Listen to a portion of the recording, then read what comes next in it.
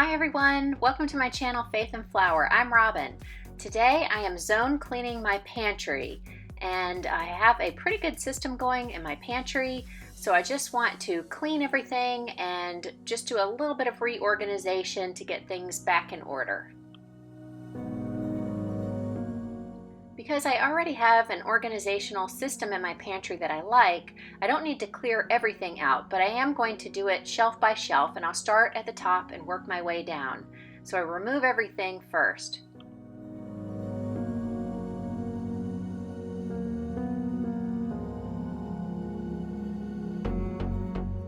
I'm using this Mrs. Meyer's multi-surface spray in the lilac scent to wipe down all of the shelves.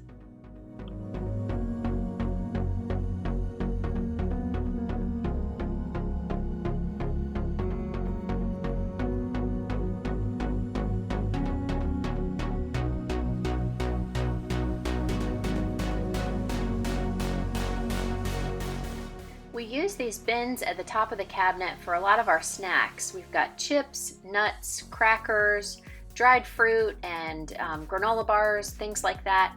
And I haven't really labeled them well or grouped them really well, so I want to do that, get things a little bit organized into different categories and relabel some of them.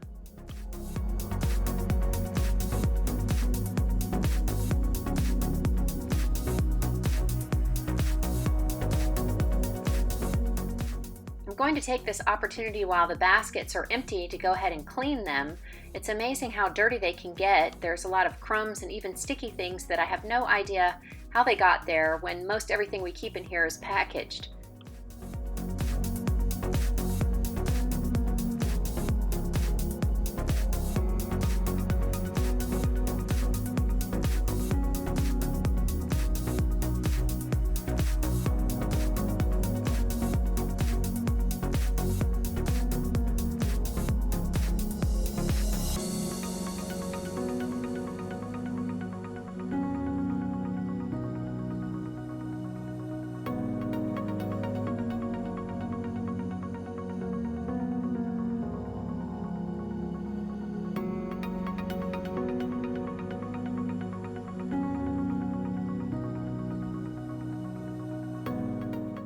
Now I have these three baskets with things organized according to category.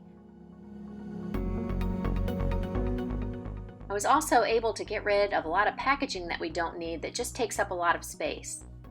Then I wanted to redo some of the labels, and these 7th generation disinfecting wipes are excellent at taking off the chalk that's on these chalk labels. Sometimes they can almost become permanent over time, but this just takes it right off, and I have a new surface to rewrite whatever I choose. After removing the writing, most of the labels are still in great shape, but this one's a little tattered, so I'm going to replace it. I used the chalk labels that are by Martha Stewart, and I found them at Staples, and a chalk pen that I got at Michael's.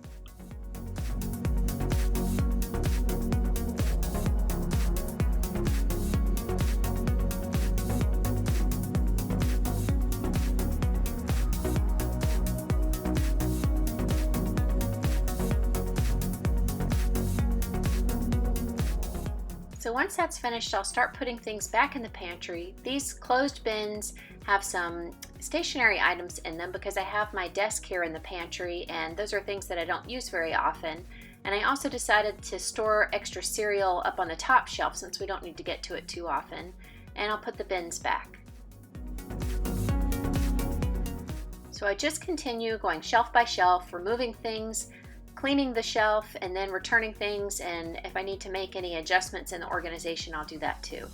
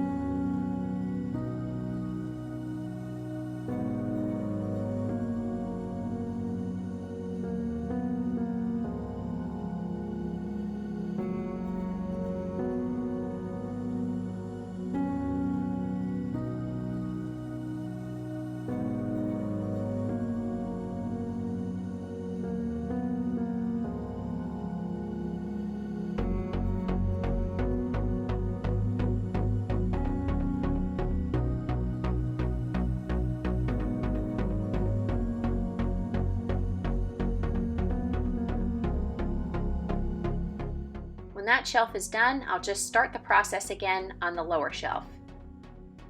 For this section where I have the Tupperware containers, I don't always remove everything. I will remove a few containers at a time, wipe them down, and then wipe the shelf underneath them and return them because I like how things are organized and I don't want to change anything.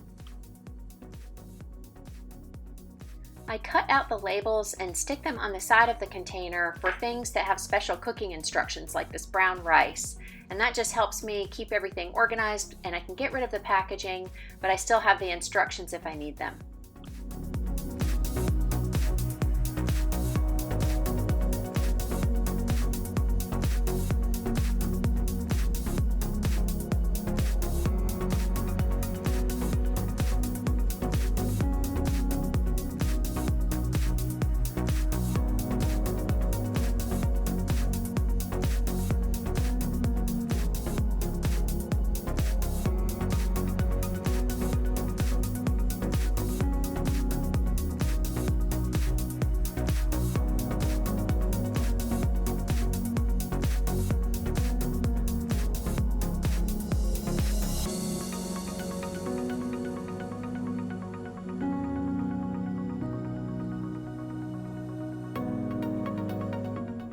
I like using containers like these mason jars for dried beans. Here I'm pouring lentils in, and the Tupperware containers for a lot of different things like cereals, nuts, different grains and flours. And so that way I can get rid of the packaging from the store and keep everything nice and fresh.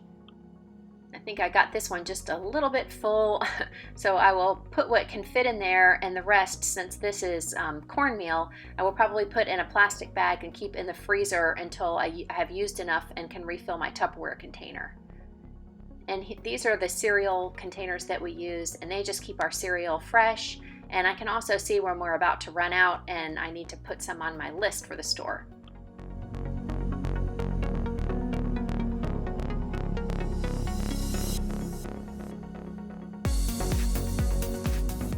So here's my pantry all cleaned and it's tidied up.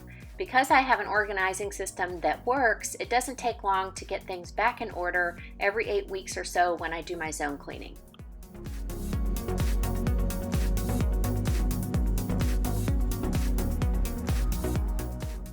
This top shelf is where I like to keep our snack food. So we've got chips, nuts and dried fruit, some gluten-free snacks, and this box of extras is just where I keep things that I can use to refill some of the Tupperware containers. And I've decided to keep our extra cereals up here on top. And then these are some of the gluten-free baking items that I like to keep on hand. Some more gluten-free snacks, cookies and baking mixes here that are all gluten-free. Our popcorn and all of our pastas are on this shelf. Below this, I've got dried beans and legumes in the mason jars and our canned foods. This little section I use for some baking items, and I love this little packet container that keeps extra things that we get when we go out to eat, like ketchup and soy sauce, and more of the baking mixes and different baking items that I keep in these Tupperware containers.